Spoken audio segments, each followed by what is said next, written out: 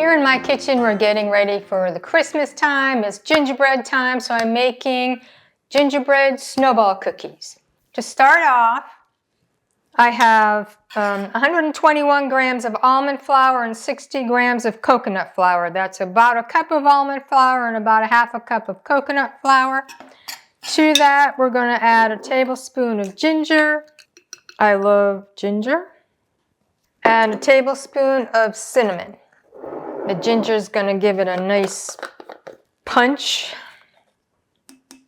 And we're also going to add about a half a teaspoon of nutmeg. I like to grind my own nutmeg, so we're just this little microplane. Grind my own nutmeg. We're going to have a quarter of a teaspoon of salt, so I'm just going to add a little pinch of salt. I'm not going to really measure that. It's about a quarter of a teaspoon. I'm going to mix that all together. Now, I'm adapting this from a non-keto recipe, and the recipe called for a quarter of a cup of melted coconut oil and a quarter of a cup of maple syrup. Obviously, you're not going to use maple syrup. I am using maple stevia. You can use about a half a teaspoon of maple extract if you don't have stevia.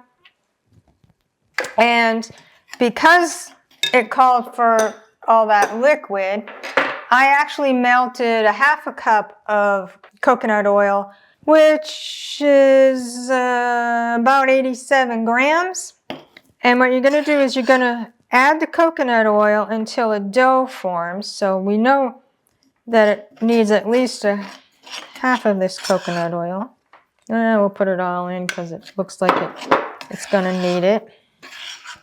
I have my oven is preheating to 350 degrees.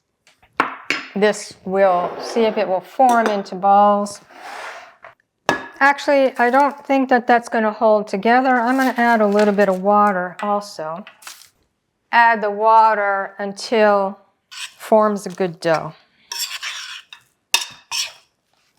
I also think that I don't use coconut flour much because it's very dry. That's better. I might actually just form it with my hands and not my scoop. There, that's working. I have not made these before. Normally I like to try things before I make them, so this may be a failure. So you're going to bake this in a 350 degree oven for 10 minutes. 10 to 12 minutes. My oven is not very hot, so I'm going to do 12 minutes. And then you're going to let it cool in the pan for a couple minutes and put them on a cookie rack to cool completely. So we'll see you back here when they're all done. So they're out of the oven. And before I even taste them, I'm just going to say I'm not a fan of coconut flour because it's very dry.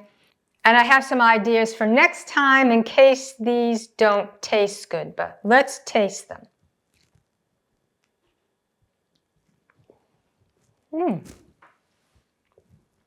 They're not bad.